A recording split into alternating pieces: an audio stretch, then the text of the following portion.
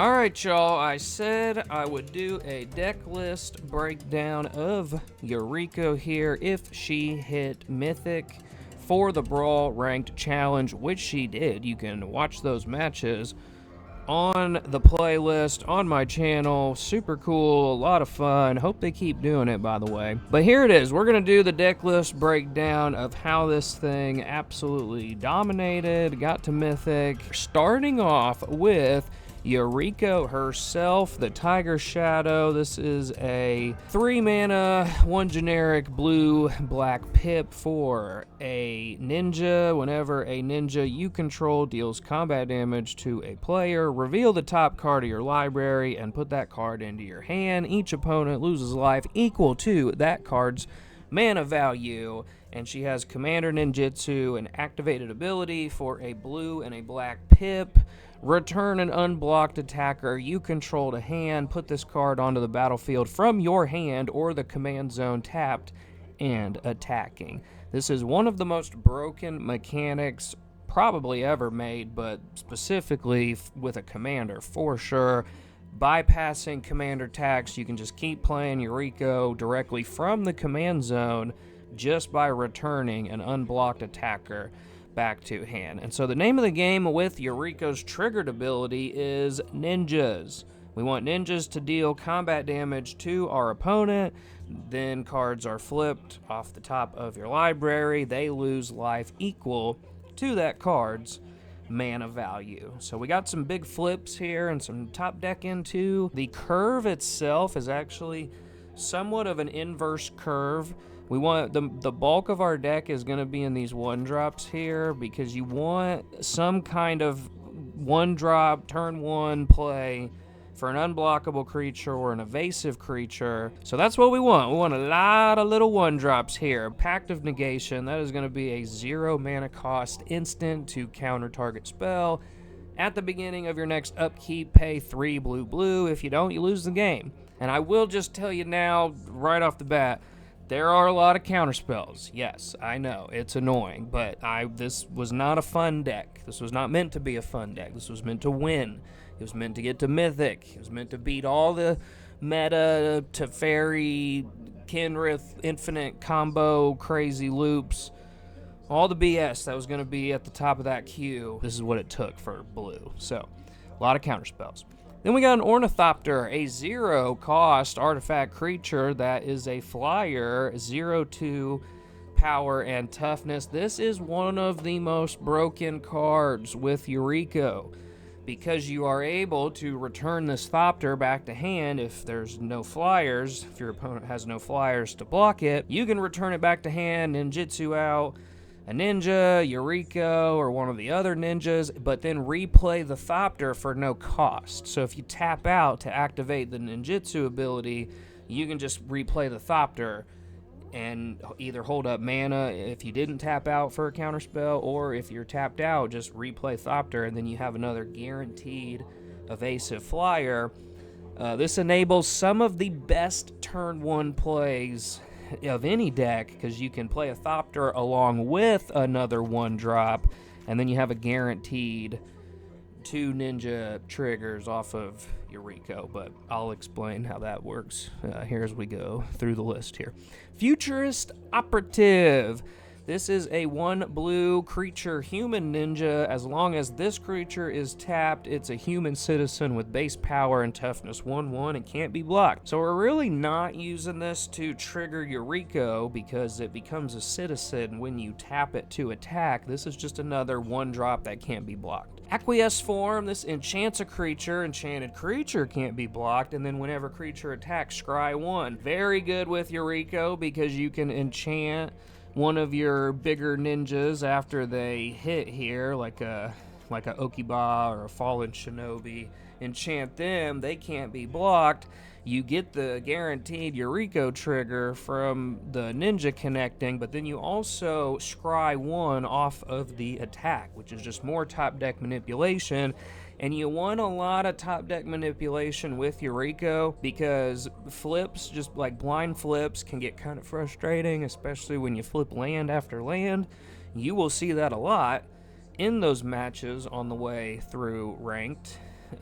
just land flips over and over and over again. And I'm not saying it's the shuffler. I'm not a arena conspiracy theorist, but some of it was kind of suspect in a deck that runs 34 lands. So, Thousand-Faced Shadow. This is a 1 blue pip human ninja that has flying and ninjutsu. So this will be our first ninjutsu activated card. It says, when this creature enters from your hand, if it's attacking, create a token that's a copy of another target attacking creature. The token enters tapped and attacking. So this is actually really good for 2 reasons. One, it's just a 1-drop that is a flyer. It's a flying ninja, so it can just get started quick, stay on the board, and then connect as a flying ninja. But if you ninjutsu it out, then it creates a token of another attacking creature, which is probably going to be a ninja. So you can make a copy of your Changeling Outcast or your Silver Fur Master, or something that's not a legendary, because I don't have like anything that's negating legendary rule. So Okiba Shinobi, Fallen Shinobi, whatever. You make Thousand-Faced Shadow, ninjutsu out, makes a copy. Brainstorm. This is a 1-drop instant. Draw 3 cards. Put 2 cards from your hand on top of your library. More top deck manipulation. Fairy Seer. This is a 1-drop fairy wizard with flying. When this creature enters, scry 2. This is one of the best cards too with Yuriko, even though it's not a ninja, because you can scry 2 when it enters. So you play it, you're already scrying, getting through your deck, but then you ninjutsu it back to hand and replay it again, scry 2 again. You can keep that loop going with all of the ninjutsu activations as long as they don't have a flyer to block it. Mistcloaked Herald. This is a 1-drop Merfolk Warrior, can't be blocked. Pretty self-explanatory. Can be blocked, you attack, bring it back to your hand, ninjutsu, replay it, can't be blocked, blah, blah, blah, blah, blah. Mystical Tutor. This is search your library for an instant or sorcery, reveal it, shuffle, put that card on top. This is a way to just go and get one of these bigger drop instants or sorceries from your library, put it on top, and then trigger Yuriko to do a bunch of damage. Ponder. Look at the top 3 of your library and then put them back in any order. You may shuffle, draw a card. More top deck manipulation. Lets you order your triggers off of the Yuriko stack. This does mess me up sometimes though with Brainstorm, because Brainstorm you draw the cards first, then you put them back. Ponder, you look first and then draw a card. So there's been more than a few times where I've like put them back, put the biggest thing on top, and then I draw it instead of triggering it off the Yuriko trigger. So what you gotta watch out for that with Ponder. Siren Storm Tamer. This is a 1 blue drop Siren Pirate Wizard. Flying, and for 1 blue pip, and you sacrifice this creature, counter target spell or ability that targets you or a creature you control. So it's not only a 1-drop flying evasive turn 1 play, but later on in the game when you need it to protect Yuriko or one of your other ninjas, you can sack that, counter the targeted spell, Yuriko stays alive. Slitherblade. This is a 1 blue pip snake robe that cannot be blocked. Snare Master Sprite. When this creature enters, you may pay 2. When you do, tap target creature and opponent controls and put a stun counter on it. This is a 1 blue pip fairy wizard with flying, so it's a 1-drop evasive creature, but it also scales well later on too. When you do play it and pay that 2, you can tap something, put a stun counter on it, and then maybe have 1 more ninjutsu activation or another Yuriko trigger. Spell Snare. This is a 1 blue instant counter target spell with mana value 2. This is pretty much only for removal and counter spells in the Hell queue, like in the Mythic, because to a good point, the deck has changed a lot even as we played through the ranked levels here, because you're just going to run into so much efficient removal. Triton Shorestalker. 1-drop Merfolk Rogue. Creature can't be blocked. So another thing that can be blocked. Changeling Outcast, a 1 black pip shapeshifter that can't be blocked and can't block itself, but this one has Changeling, so it itself is a ninja. This is one of my favorite, probably my favorite 1-drop. Like when this one's in my opening hand, I'm keeping the Changeling Outcast because it's a guaranteed ninja activation, ninja trigger off of Eureka since it can't be blocked. And so this would be like the video of like the best opening hand you could have would be Ornithopter, Changeling Outcast, and then an island and a swamp. So that way you turn 1, Changeling Outcast and Thopter, since it's 0 cost. Turn 2, you play your island, attack, Thopter back to hand, Eureka out. You will have 2 ninjutsu. You will have 2 Eureka triggers off of 2 ninjas connecting on turn 2. Which, if you just have like the most god hand flips, like you have the Kraken and Emrakul on top, which is, I know that's very like long odds, but if you have them, or even just one of these and one other 4 or 5 drop, that turn 2 is like kind of the end of the game. Dark Ritual! This is a black pip instant that adds 3 black pips to your mana pool. This is just the ramp of the deck, or one of the ramps. There are a few ways I can ramp in here pretty well. You'll see as we go, but this is one of the better ones. Turn 1, Black Market Connections. It's an extra ninjutsu thing. Like, there's a lot of different applications why you want Dark Ritual, and I have used this to ramp into the bigger spells of the deck. Even though the deck only has like 34 lands, Dark Ritual has enabled me to cast Overwhelming Forces, one of the bigger ninjas. Eaten Alive. This is a 1 black pip sorcery. As an additional cost to cast this spell, sack a creature or pay 3 and a black. Exile target creature or planeswalker. So this is removal. It's very efficient removal. It's exile removal, so there's no recur shenanigans. And for the low cost of just sacking a creature, which you're going to find is a repeated theme throughout this particular deck, my deck list, and almost always you're going to be sacking Eureka. But why would you want to sack your commander? That just doesn't make a whole lot of sense. And you would not be wrong. But actually, because of Eureka's commander ninjutsu, sacking her is really not that big of a deal for your additional cost, because most of the time you're just going to have another free commander ninjutsu activation off of any of the things that can't be blocked. Fairy Dream Thief, that is a black pip fairy warlock with flying, and when this creature enters, surveil 1. So kind of the same theme as the Fairy Seer. It is a 1-drop flyer, so it's evasive, but it also manipulates the top. When it enters, it surveils 1.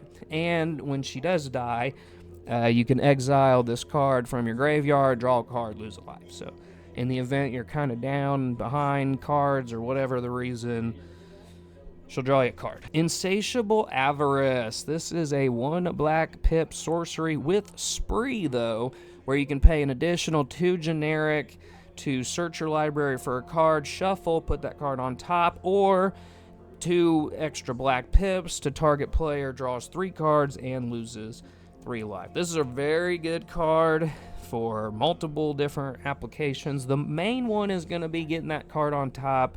You go and get your Emrakul, you get your Icebreaker Kraken right before your Eureka trigger, hit, boom, boom. Avarice just flips the biggest thing in your deck off the top into your hand. But it also is helpful to go and get some of your removal if that's what you need at the time, or even probably the most rare, but I've used it. Target player draws 3 cards and loses 3 life. You can target your opponent. So if my Eureka triggers, maybe they fell just a tad bit short, they came up short 2 or 3 life, you can Avarice, target them, they get those 3 cards, but a lot of good they do when they lose 3 life, and then you win the game. That's, like I said, not the most often option of the spree, but it does work. It is there. Worthy Cost, a 1 black pip Uh-oh, did we blow out 1 black pip sorcery here. As an additional cost, sack creature, exile creature, or planeswalker, so the same as Eaten Alive. You just sack something, probably Yuriko, and then you can exile a target creature or planeswalker. There's a lot of planeswalkers the higher up you get into the hell queue, so very helpful to have something that you can use to get rid of them fairly easily for 1 black mana. Syncopate. This is another counterspell. It's a blue pip instant with an X additional cost. Counter target spell unless its controller pays X. If that spell is countered, exile it instead of putting it into its owner's graveyard. This is actually really powerful, and it scales a lot too. As the game goes, you can just add either 1 extra to counter something if they tap out, or if they held up mana, you can pay whatever additional amount you need in order that they can't pay it. But then when it gets countered, it doesn't go in the graveyard. So no graveyard recursion off of this counterspell. It gets exiled. Slice from the Shadows. This is a black pip instant that can't be countered. It has an additional X cost in its cost here, and target creature gets -X until end of turn. So not even Ward will stop this. Ward does not help. You don't have to pay the Ward cost. And you just give something -X. So for things that are indestructible, it totally gets around that. This is one of the best instant removals that cannot be countered, and you need a lot of things like that the higher up that you go, because you are playing a very blue meta with a lot of counterspells. Moon Circuit Hacker. We are getting up into our 2 drops now. This is a 1 generic blue pip human ninja enchantment creature that ninjutsu's out for 1 blue pip. When this creature deals combat damage to a player, scry 2, draw a card, discard a card unless it entered this turn. So again, more top deck manipulation that actually happens with Yuriko triggers on the stack. So ideally, you Moon Circuit out something with Yuriko, you order it. So Moon Circuit goes first, you're going to scry 2, look at those 2 cards, then you can draw a card. So you ideally order them in a way that, like, you draw the lowest cost, the land, or a 1-drop, and then get the bulkier damage in off of the 2 that, or 3, however many Yuriko flip.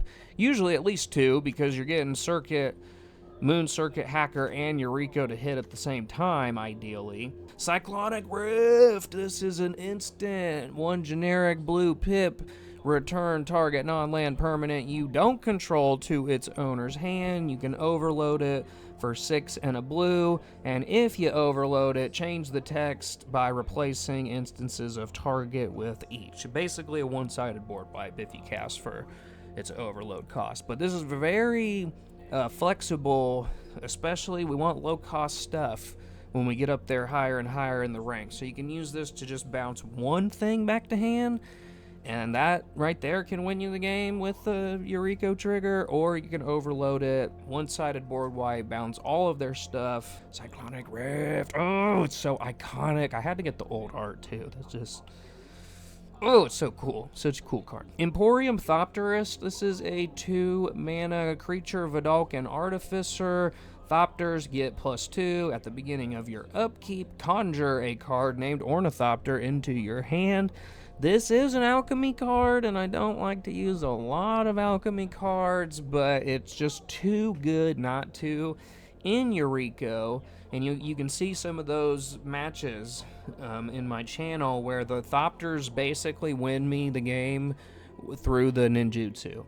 So you have a Thopter every single upkeep. You play the 0-cost Thopter, you're just scaling guaranteed, well, not guaranteed, if they have flyers it'll stop it, but if they don't have flyers, then you are scaling up guaranteed ninjutsu triggers and then just replaying the Thopters for 0 cost. It just accelerates your loop so much faster. Smoke Shroud. This is a 1 generic blue pip enchantment aura. Enchanted creature gets +1/+1 and has flying, so it's pretty cool. Gives your thing flying, give a ninja flying, then it's harder to block. When a ninja you control enters, you may return this card from your graveyard to the battlefield attached to that creature. I think that's like the coolest thing about it. You play the ninja, you don't even have to cast it, just when it enters from ninjutsu, it automatically, well, you can select it not to, I don't know why you would, but you may return this card from your graveyard attached. So it just comes back onto your ninja, they get flying, and +1/+1, a little more damage, a little more evasion. Tetsuko Umizawa Fugitive, a 1 blue human rogue. Creatures you control with power or toughness 1 or less can be blocked, which is the majority of my ninjas. So Yuriko is a 1/3, Moon Circuit's a 2/1, and it is power or toughness. So it can be 2/1 or a 1/2, whatever, it can't be blocked. The classic counterspell, 2 blue pips, counter target spell. Again, you need these, not a whole lot more that could be said other than you kind of need these to hold your own up there in the Mythic queue. Mana Drain, which is not legal in Brawl anymore, but it was for the Brawl Ranked Challenge along with a few other cards in here. It really made me upset when they took this out of Brawl, bro. It's a very good card, but like, it's not like Blue has a ton of ways to ramp. They got all kinds of ways to counterspell. But this is a ramp to, at the beginning of your next main phase, add an amount of colorless mana equal to that spell's mana value. So you counter the big thing, and then on your main phase, you get however much colorless equal to that mana value. Dakushi Silencer. Dakuchi? I don't know how you say this name. It doesn't sound quite right. I don't know if this is one of those troll names that wizards like to do, but Dokushi, there you go, that sounds more Japanese, I guess. Dokushi Silencer, 1 generic black pip for a human ninja that ninjutsu's out. Whenever this creature deals combat damage, discard a card. When you do, destroy target creature or planeswalker that player controls. And it's the or planeswalker that is really why this card is so good, because there's not a lot of things that just instantly deal with a planeswalker without even hitting the planeswalker. Same as like the worthy cost and the eaten alive. You see a lot of planeswalkers up there. A lot of people run them as commander too. I don't know how many Teferis I played once I got up there. It was a lot. Elspeth, all kinds of them, right? You need ways to deal with those, and the silencer, plus it's repeatable, so you can loop this back to your hand. If it goes unblocked, replay it again, and have a way to just constantly answer planeswalkers or creatures. Creature might be worse too, and the silencer deals with both. Skull Snatcher. This is a 2-mana rat ninja that ninjutsu's out for 1 black pip. Whenever this creature deals combat damage to a player, exile 2 target cards from that player's graveyard. I'll be honest, I don't really use this for the graveyard hate. There's not a ton of graveyard hate in the deck, and that's because ideally I just end the game before graveyards even become too much of a factor. But you still want to have some, especially against recursion strategies. So Rat Ninja, plus it ninjutsu's out for 1 black pip. And I really like the ninjas that you can ninjutsu out for a low cost. So like Moon Circuit is 1 blue pip, Skull Snatcher is 1 black pip, Splinter sneaks for 1 black pip, which is basically like ninjutsu, but it's an alternate cast instead of an activated ability, so a little bit different. But I want low cost things, low cost ninjutsus to activate, get multiple ninjutsu triggers off of Yuriko, and then kind of set up later for one of the more expensive ninjutsu activations like the Shinobis and Inkais and whatnot. Splinter Hamato Yoshi, and we have the alternative artwork. Oh, it looks so cool. It looks so cool. I was not a huge, just over the top for Ninja Turtles, but I gotta admit, I really like the Splinter stuff. Splinter's dope. But this is a legendary creature, mutant ninja rat with sneak black pip. It has Menace, Manache, So it's evasive itself, can't be blocked with Tetsuko because it's a 1/3, but even if Tetsuko's not around, if you only have one creature, it's an unblockable menace ninja. And it gives other ninjas +1/+1. Super Shredder. This is a 1 generic black pip, legendary mutant ninja human with menace. Whenever a permanent leaves the battlefield, put a 1/1 counter on Super Shredder. This thing gets out of hand really fast, so in any way, any permanent leaves, if it's a token that gets sacked, 1/1 on Shredder. If it's something that gets destroyed or exiled, 1/1 on Shredder. If it's a creature that gets ninjutsu'd back to hand, 1/1 on Shredder. So this can be a game ender itself if it just gets big enough to swing with the menace and it can't be blocked. It's also a ninja trigger on Yuriko. Silver Fur Master. This is a blue and a black pip rat ninja that ninjutsu's out for either a blue or a black hybrid. Ninjutsu abilities you activate cost 1 less to activate, and other ninja and rogue creatures get +1/+1. So it cheapens your ninjutsu activations, and which kind of matters once you start getting into the bigger ninjas that have higher activation costs. But it also gives your ninjas and rogues 1/1. You can get it out for a 1-drop, so it's 2 ninja triggers if you pair it with like the Skull Snatcher. Just a good, efficient, very good staple for your ninjutsu deck. Silver Fur Master. Nashi, Searcher in the Dark with a blue and a black pip. Rat Ninja Wizard with a menace. Whenever Nashi deals combat damage to a player, you mill that many cards. Then you may put any number of legendary and or enchantment cards from among them into your hand. If you put no cards into your hand this way, put a 1/1 on Nashi. So Nashi deals damage, you mill that many cards, any number of legendary or enchantments. Any legendary or enchantments that go in there, I don't know where they're all at, but Super Shredder, Emrakul, Ink Eyes, Hitotsugu, bunch of legendaries in here, or enchantments, so Black Market, Imprisoned in the Moon, there's enchantments in here too, Legend of Kurog, that's an enchantment. Nashi will put it into your hand, and if you don't, then it just gets a counter anyway. So very good. It's got menace, so it's another evasive ninja. I got multiple ninjas that do have menace too, because menace ends up usually being just as hard to block as like something with flying if they don't have the creature bodies on the board. All right, we had to switch sides here now because we're getting into our 3 drops here, and we got Prosperous Thief. This is a 2 blue human ninja that ninjutsu's out for a 1 and a blue. Whenever 1 or more ninja or rogue creatures deal combat damage, create a treasure token. So this is like Ninja Ramp. Demir Ramp, if there is such a thing. You can ninjutsu this out for 2. Or even 1 blue pip if you have Silver Fur Master out, because it reduces the cost. And then you will only get 1 treasure off of this because it's 1 or more. It would be way more out of hand if it was whenever a ninja deals damage, then you would just get a treasure for each ninja that hits. But because it's whenever 1 or more, whether it's 1 ninja or 5 ninjas, you're getting 1 treasure token. Fierce Guardianship!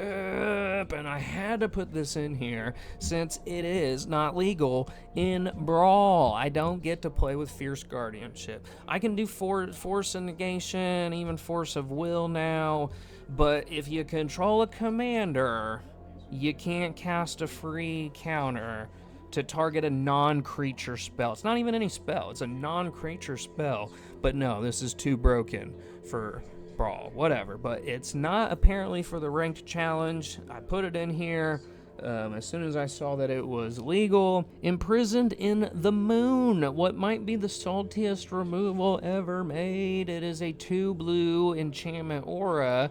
Enchant creature, land, or planeswalker. Enchanted permanent is a colorless land with tap, add colorless, and loses all other card types and abilities.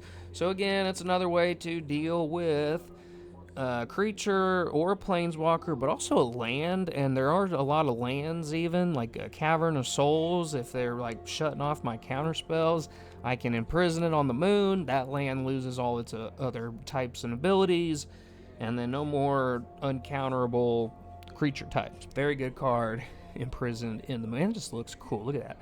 They're putting big old Emrakul inside the moon. Get up, banish you, Emrakul. Mist Syndicate Naga. This is a 2-blue snake ninja that ninjutsu's out. Whenever this creature deals combat damage, create a token that is a copy of this creature. And it is a 3/1, which means Tetsuko keeps it from being blocked since it does have toughness 1. And I have actually closed out games with this ninja without even having Yuriko around to trigger it, just because it makes copies. You start copying, 2 or 3 of these, those are pretty decent chunks of damage to get in for 3 at a time, and especially if it can't be blocked with Tetsuko. If you have Tetsuko, the Syndicate Naga, and Yuriko all out together, that's a closer right there. That can definitely close a game out. Solve the equation. This is 2 and a blue sorcery that search your library for an instant or sorcery, reveal it, put it to your hand, then shuffle. Most of the time I'm going to be going to get one of the free counterspells here. Fierce Guardianship or Force of Negation, something I can cast for free and protect my board. Since it goes directly into my hand, I can use the mana for solve and then just interact freely with one of my cheaty face counterspells. Drix Interception. This is a 1 blue, not one of the cheaty counterspells. Choose one or both. Counter target spell, tap 1 or 2 target creatures. This is, I think, one of the most underrated counterspells in Yuriko, and you will see multiple games that just ended on the spot because I held up mana for Drix.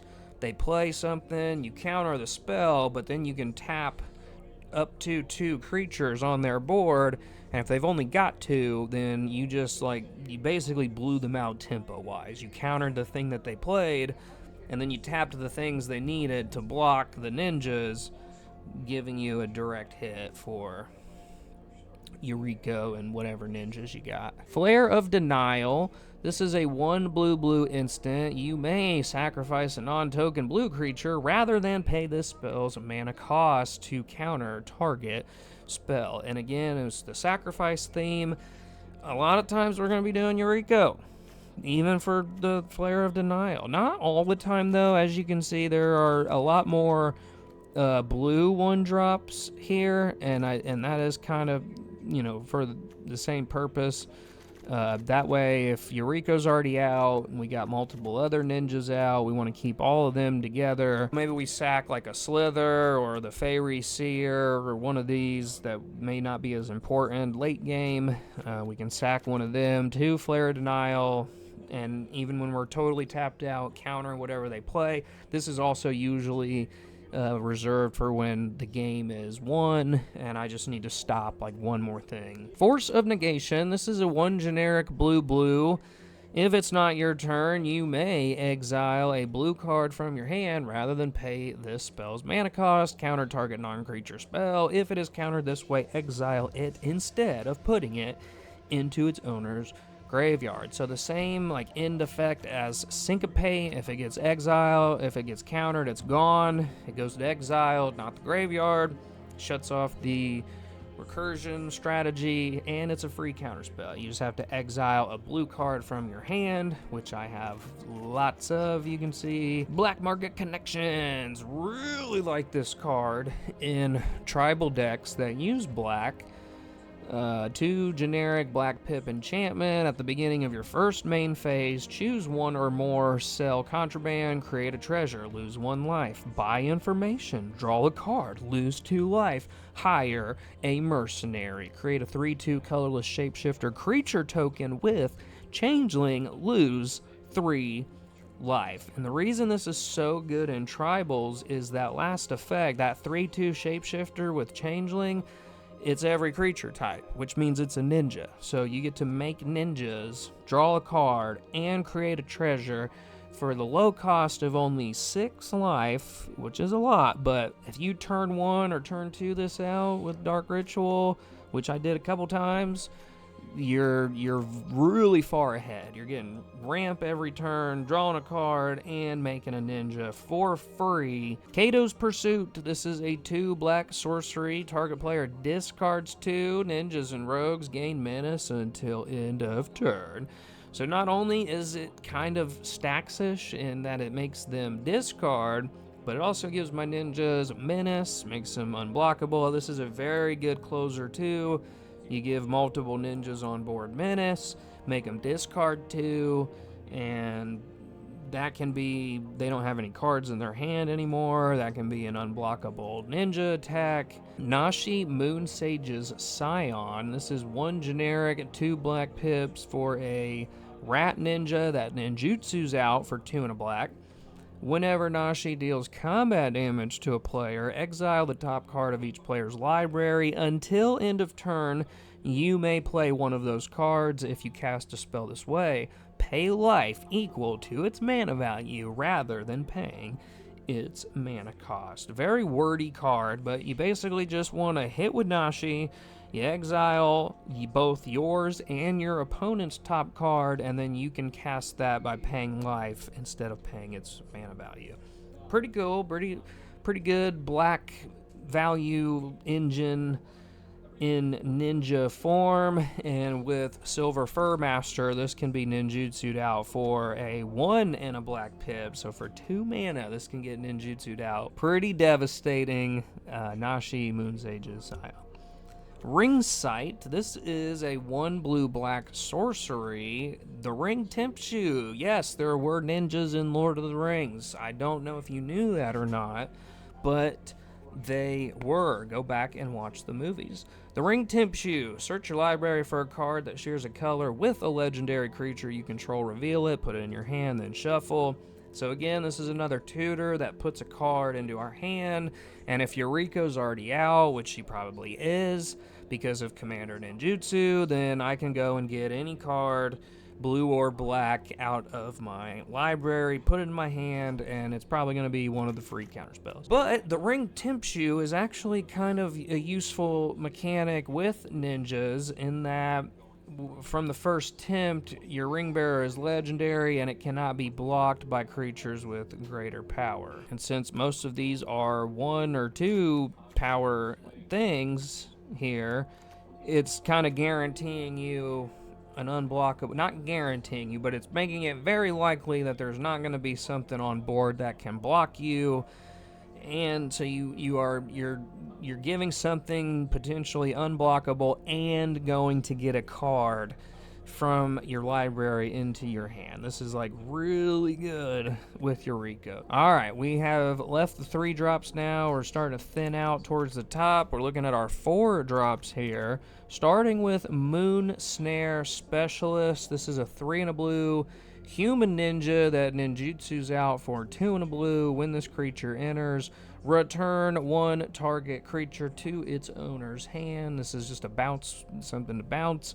But you can also bounce your own thing too. So if you want to bring like your own thing, you want to protect a ninja or whatever, you can bounce it yourself. You probably are going to bounce the other thing more, your opponent's creature, and that way it just kind of helps guarantee another trigger or tempo, or if one of your ninjas is getting blocked, you can ninjutsu this out, return the blocking creature, and no, it won't guarantee, it won't still allow a connection, because even an unblockable creature that is gone still blocks, like if it gets sacked or bounced. But if it's something that will kill your ninja by blocking it, it won't do that anymore because there's no damage, which makes no sense at all. But take it up with the Richard Garfield, not me. The Legend of Kuruk. This is a 2 blue enchantment saga. Scry 2, then draw a card, scry 2, then draw a card. So you have 2 instances of top deck manipulation back to back. Once it enters, that can be a game closer right there just by seeing a few cards through your ninja triggers. But then when it gets to the third lore counter, you exile it, return it back transformed as Avatar Kuruk. And we got the alternative art there. See, look, it's floating. You see the movement? See that little cool little, how it's floating there? Pretty cool. It's all wavy. This is an avatar. Whenever you cast a spell, any spell, doesn't matter, cast a spell, create a 1/1 colorless spirit creature token with this token can't block or be blocked by non-spirit creature. So you are making unblockable spirit tokens when you're casting stuff to enable ninjutsu activations. And I haven't used it for that like a ton, because usually the game's just over by the time I have a couple ninjas and I've scryed to and manipulated the top. But it has happened. I have got to where I've drawn it early, got it out, Avatar transforms, and then I'm making unblockable, just even 1 or 2, probably going to be the end of the game. When you use those 2 ninjutsu out your ninjas. So very good. And then last, finally, if you even get this far, you can exhaust an ability. Exhaust, it means you can only activate it once. You only get it one time, then it's done. But you can exhaust Waterbend 20, take an extra turn. I'll be honest, did not use this a single time in the entire ranked journey, because I never got to a point where I needed to waterbend 20. But I suppose if you are playing, you're just getting, smashed at every turn, and you got to play control, and you end up later game, and you have 20 ninjas and or creature tokens, you can waterbend 20, take an extra turn, and I would really hope that would end the game by then, if you get that far. But as I said, I never got there.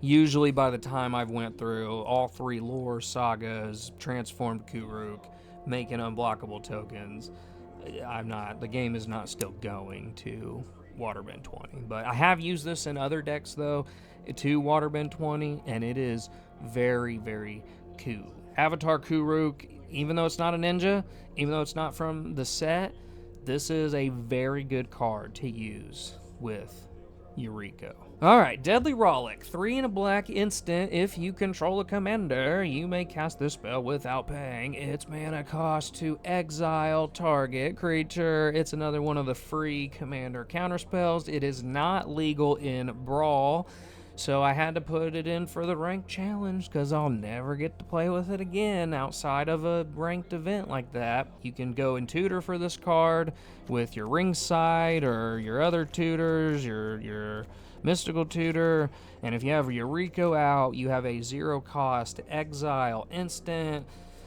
game ender right there, and it flips for 4 mana too. Even though you can cast it for free, its cost is still 4, and that's 4 damage off a Yuriko trigger, which I will say, I don't know if we've touched on that, but all of these free spells, that's Yuriko damage too. Those are 3 mana costs. They just have alternative casting costs, whether by sacking or the blue card from your hand thing, but they're still going to flip for 3 damage, and that is a theme of this deck, that even my higher cost stuff, I'm usually cheating out. It has ways to either cheat out or get ramped out with the treasures and black market and whatnot. And that's kind of important for Yuriko too, because sometimes you can get a little clogged up with some of these higher cost cards, but if you have ways to play without paying its mana cost, or Emrakul is 1 less for each card type, these all can get cheated out for much less than their flip cost. But we'll get to that when I get to them real quick. Splinter's Technique. This is a 3 black sorcery that can be sneaked out. There's that sneak again. It's kind of like ninjutsu. I might as well touch on this now, but you can cast this spell for 1 and a black if you also return an unblocked attacker to hand during the declare blocker's step. So it's a little more restrictive. 1, it's a cast, not an activated ability. It can be countered. You have to do it from the declare blocker's step. You can't attack, hit, after attacks ninjutsu like you can with ninjutsu. Very broken, yes. This has to be done during the declared blocker step. But it's still a very powerful card. It's a 2-mana tutor that just goes and gets whatever. It's a demonic tutor, basically, for a ninja in like a ninja unblockable deck. You search, you don't even have to reveal it, you just put it into your hand, and that's probably going to be Deadly Rollick or one of the other free counterspells. So lots of tutors, lots of interaction. As you can see, that's because we are trying to beat the best decks in the challenge. And to do that, you need a lot of tutors, and you need a lot of removal, because you're going to be dealing with all kinds of combos and insta-wins and all that. You need ways to stop it, like on the spot. Ingenious Infiltrator. This is a 2 blue-black Vidalcan ninja that ninjutsu's out for a blue and a black. Whenever a ninja deals combat damage to a player, draw a card. And that is not one of the 1 or more restrictions like in Prosperous Thief. That is any ninja. So per ninja, you get a card if it's doing combat damage to a player. Really good, really powerful, a very good backup in case Eureka's struggling to stay online, since she puts cards into your hand. If she's not, or them two paired together, you're putting the cards in your hand and you're drawing cards with the Infiltrator. So basically a way to just stay locked and loaded with your hand at all times, and it's a ninja that can be ninjutsu'd out. Alright, we're going to get into some of the bigger cards now, the bigger ninjas and the bigger flips. Okiba Gang Shinobi. This is a 3 black rat ninja that ninjutsu's out for 3 and a black. Whenever this creature deals combat damage to a player, that player discards 2 cards. So kind of a stacks ninja here. And it pairs really well with Kato's Pursuit. I have actually dumped somebody's entire hand with both an Okiba hit and a Kato's Pursuit. And you can do that for 7 mana total with its ninjutsu, and Kato's cost not super hard to get to with like Dark Ritual and the ways that we can ramp with treasures. So Okiba, very good, and this is not a legendary creature either, mind you, so you can copy it with the Thousand Face Shadow as an attacking creature, hit with 2 Okiba Gang Shinobis, discard 4 cards for your opponent, and get 2 Eureka triggers. So that's a game ender right there to be able to do that. Very cool card. I like Okiba Shinobi. And actually with its cost reducer with Silver Fur, you can do this for 2 and a black. So for 3 mana to ninjutsu it. Pretty broken. Fallen Shinobi. This is a 3 blue-black that ninjutsu's out for 2 blue-black. Whenever this creature deals combat damage to a player, that player exiles the top 2 cards of their library. Until end of turn, you may play those cards without paying their mana cost. Pretty broken value right there. You get the 2 top cards off their library, cast them without paying anything. And it's a 5/4, so it's a big chunk of a ninja swing. It'll trigger Eureka and can be done for as cheap as a 1 blue-black with Silver Fur Master. Pretty powerful. Probably one of maybe the most powerful ninjutsu effect.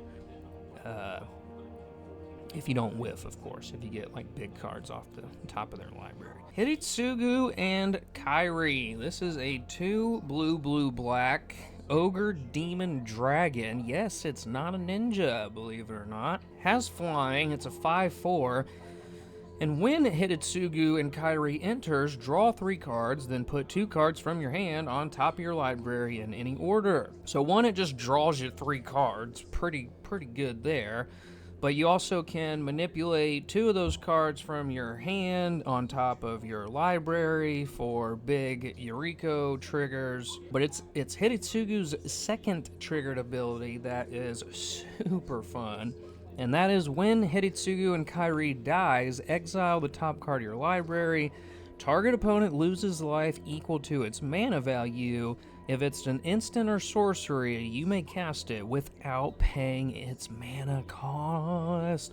This is a super awesome effect here. So, ideally, I use this as kind of like the defensive judo of the deck, whereas Eureka is very offensive. She wants ninjas dealing combat damage. Hitotsugu, I use this as like a blocker, a flying blocker, and ideally want to stack one of these big instants or sorceries on top, like a River's Rebuke or an Overwhelming Forces, so that when Hitotsugu dies, they will lose life equal to that card's cost, 8 mana, and it doesn't even have to be an instant or sorcery. It's just the top card. Whatever the top card is, when he dies, they will lose life equal to its mana, so it works for Emrakul and like the Kraken too. But if it is an instant or sorcery, you can cast it. That is a devastating effect. So ideally, you block with Hitotsugu, he dies, exile the top card, Overwhelming Forces, they lose 8 life, then I cast it for free, and then destroy all their creatures, draw a card for each creature. Brutal. This thing has won me games in different decks. It's one of my favorite staples of a blue-black deck, and it just has a ton of value. From the card draw 3 cards, put 2 back on top. You can loop that itself with returning him back to hand if you're ninjutsuing something out off of him. Replay, draw 3 cards, put 2 cards from your hand. Like, that gets very broken itself. But then that second effect of dying, losing life equal to its mana. So you could use this with like one of the sack effects. So Eaten Alive or Worthy Cost or the Flare of Denial. You can sack Hitotsugu to one of those cards, trigger him off of how you've manipulated the top deck with like a River's Rebuke or the Overwhelming Forces, make them lose life, cast that spell, attack with your ninjas, get the final Yuriko triggers to in the game. Like, so many versatile ways you can take advantage of this card in this deck. It has to go in here. All right, 6 mana now. River's Rebuke. This is a 4 blue sorcery that returns all non-land permanents target player controls to their owner's hand. So it's basically a Cyclonic Rift for 6 instead of 7. And even though Cyclonic's more versatile because you can play it for the 2 mana, I want the redundant effect of a one-sided board wipe. This thing has single-handedly won me games over and over and over again by just returning all their stuff. Then you have a clear shot with Yuriko or the tempo to just keep the pressure on as they recast stuff. Sublime Epiphany. This is a 4 blue instant. Choose one or more. Counter target spell. Counter target activated or triggered ability. Return target permanent to its non-land permanent, I should say, to its owner's hand. Create a token that's a copy of target creature you control, and target player draws a card. This is one of the biggest blowout cards ever printed. It's a lot. It's 6. So, but you want big cards for good Yuriko flip. So 6 mana. But then it counters a spell. It counters a triggered ability or activated ability. You return a permanent, create a token, draw a card. This is like you're on defense, you need the tempo back, they play something, you Sublime Epiphany, you counter the spell, you counter the trigger off of whatever they triggered from that spell. You can return the thing that triggered off of them triggering their ability from their spell. You make a token of one of your non-legendary creatures, which can be either one of the Shinobis, the Vidalkin, the Moonsnare, whatever. You make or one of your unblockable 1-drops even. You can do that too. You make a copy of that, and you get to draw a card. Because why not? Why not draw a card too? Super broken. One of the, maybe not super broken because it is 6 mana, so it should do something pretty powerful, but basically a one-sided blowout when you're on defense. I have actually used this though just to return a permanent to my opponent's hand, with probably the most inefficient bounce in the history of ranked. but it won me the game. I just returned a single thing, had an open attack with ninjas, and then it won me the game. Ink Eyes, Servant of Onai, 4 black rat ninja. This one's legendary. Ninjutsu's out for 3 and a black. Whenever Ink Eyes deals combat damage, put target creature card from that player's graveyard onto the battlefield under your control. So a bit of graveyard hate here. This can work very well either late game, a lot of stuff's died, went to the graveyard, or if you have countered something with one of your counter abilities here, and then it goes to the graveyard. Ink Eyes can come out, do damage, and then you get that creature card from that graveyard under the battlefield. You can also regenerate Ink Eyes for a 1 and a black.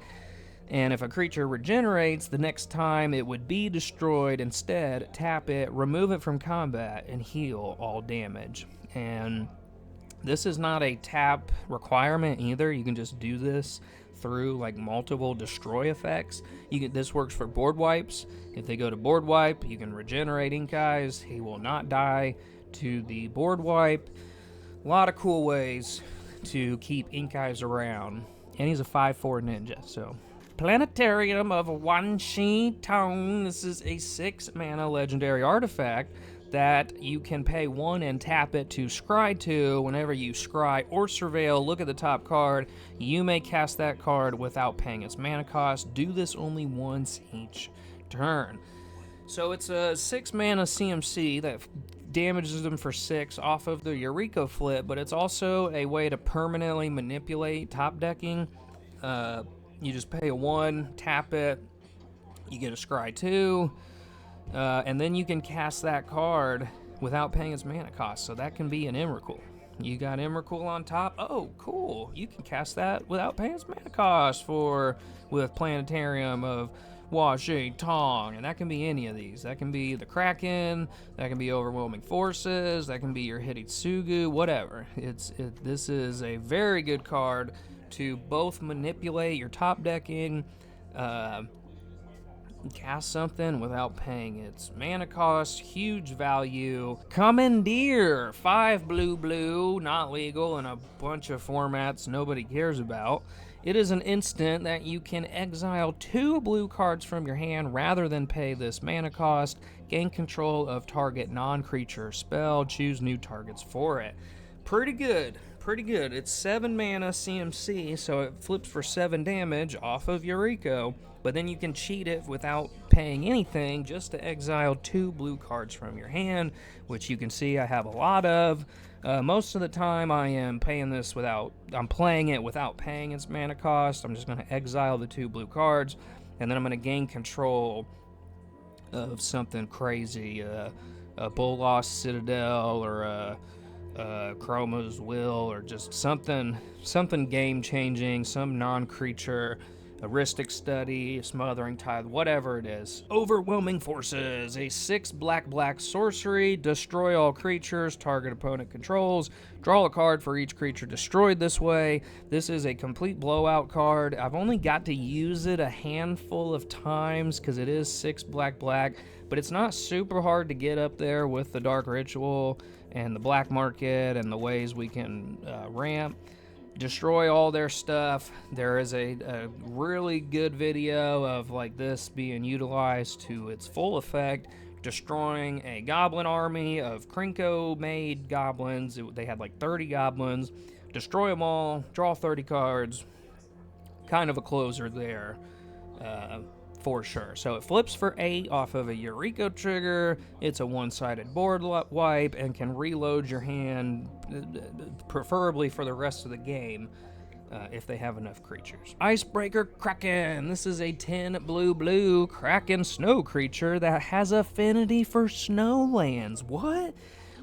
That's kind of weird. Why would you have a 12-mana Kraken in a ninja deck with only 34 lands? But guess what? Affinity for snow lands means this spell costs 1 less to cast for each snow land you control. And guess what all our islands and swamps are? They're snow lands. And if you're wondering, like, well, is that any different than a swamp? No, it's not. It's the same thing as a regular swamp or a regular island. It's just a snowland, which will reduce your Icebreaker Kraken's cost by however many that you have. Most of the time, since I have mostly snow stuff and just a few other shocklands, I'm going to have enough to reduce this down to like 6, 7 mana cost. When it enters, artifacts and creatures target opponent controls don't untap during that player's next untap step. You can return 3 snowlands to their owner you control to your hand to return this creature to your hand.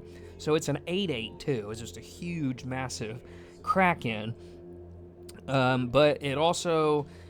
it doesn't tap their stuff or put stun counters on it. You play this after they've already tapped out with everything, either like an attack, they've went all in, they've attacked you, they've tapped their artifacts to do whatever. You play the Kraken, and then those creatures and artifacts do not untap during that next untap step. So one, it's a way to just get tempo blowout if they're being aggro, they're doing their aggro Raph and Mikey shenanigans here. They're all this stuff is tapped. You play the Kraken, it does not untap on their next turn. Very good tempo blowout for Yuriko. It's a 12 mana card that flips for 12 damage, but can be cheated out with affinity for snowlands, because enough cards don't have affinity. We need to make more affinity cards. Because who wants to pay 12 mana for an 8/8 Kraken? That should cost about $350 at the most. So let's make it cost that with affinity for snowlands. Very cool. And then last, the big mama, Emrakul, the Promised Inn. 13 mana, legendary Eldrazi. Costs 1 less to cast for each card type among cards in your graveyard. Whenever you cast, gain control of target opponent during that player's next turn.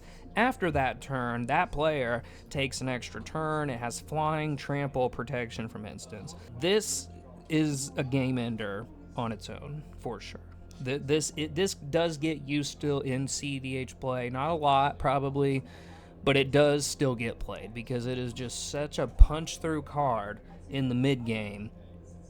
For one, it flips for 13 damage. So this going on top of your library for 1 Yuriko trigger, boom, 13 damage. It's going to be hard to come back from that as it is. But then it can be cheated out for 1 less for each card type among cards. And I've got a lot of different card types. I've got instants, I've got sorceries, I've got enchantments, I've got creatures. So we're going to get this thing down to probably 7 or 8 mana. And if you're wondering, James, there's no way you've hard cast this in this deck with only 34 lands running a 2 CMC deck. And for the most part, you'd be right, but I have done it, and it has ended the game on the spot.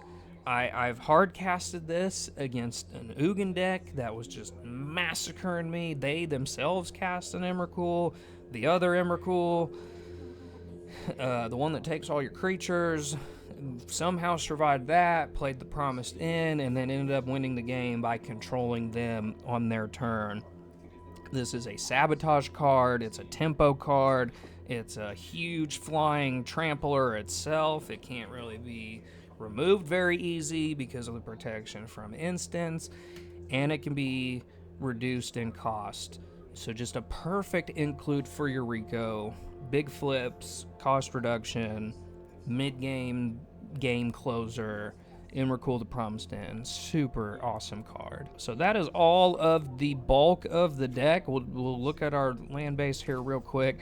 14 snow-covered islands, 13 snow-covered swamps, a Gloom Lake Verge. This is blue that can tap for a black if you control an island or swamp, which I probably will. The Underground River. This is tap colorless or tap for... Oh no. Oh no, I just took it away. Well, it's a shock land that will hit you for 1. if you tap it for a colored mana. Have to add that back in here. Watery Grave, another shock land. You pay 2. If you don't, it enters tap. So you can either, if you don't have a play with it necessarily, you can just let it enter tap. But since we have a ton of 1-drops that we need to get out there, we're probably going to shock land it in, pay the 2 life, and then we have a way to play one of our 1-drops. Mana Confluence, this also taps for 1 mana of any color by paying 1 life. Another shock land, allows for one of my turn 1 enabled cards. Multiversal Passage, pay 2 life. If you don't, it enters tapped. This land is the chosen type, so you get to pick what color you want it to tap for. You can pay the 2 life, so it shocks in. Polluted Delta, tap it, pay 1 life, sack this land, search for an island or a swamp, put it on the battlefield, and then shuffle. Comes in really handy when I need one of the specific blue or blacks for like either the 2 blue pips in Hitotsugu or the blue-black pips in some of the other ninjas or cards. So, Polluted Delta. And then last, the Reliquary Tower, no maximum hand size, tap for a colorless mana. You're going to get a lot of cards in your hand with Yuriko and the Vidalcan Ninja, so I hate to have to discard any of those when they're all potentially useful, can all be cast without paying their mana costs. And I need other cards in my hand in order to do that, like with Force of Negation or Commandeer. So you want no maximum hand size. I want all my cards. It is my right as a Yuriko player. So that is the deck. Check out the matches. It was super fun. I hope they bring back the Ranked Brawl Challenge again, maybe even make it a permanent thing. I had a lot of fun. Yuriko dominated. She did super well. And I might just retire this deck for good now that it has cards in it that I can't even use in Brawl. You can copy it if you want. I don't care. Net deck the heck out of it. Play it, use it, live it, love it, all that. Hopefully get to do more deck list type videos. I've been wanting to do that with a lot of the decks I've built. I've built over 100 Brawl decks.